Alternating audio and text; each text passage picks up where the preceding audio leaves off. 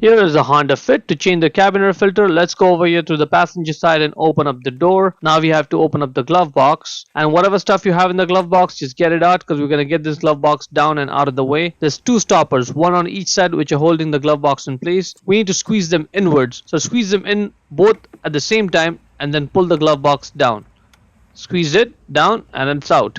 This gives us access to the filter cover. Press one clip and get it out, another clip over here and get this out. Now grab the filter and slide it right out and it'll come off. There you go.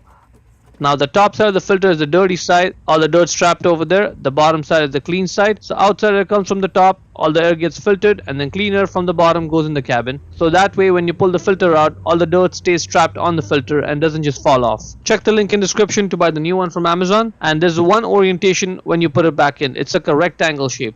It's not a square, so if you put it in the wrong way, the filter just won't stay in place. There's going to be gaps over there and the filter will stick out. Now put the filter cover back on, and there's an arrow on it with an arrow pointing up, so make sure that's oriented properly. Just push it in place. Both the clips are in place. Now let's put the glove box back in. Just give it a firm push and it'll go right back in place.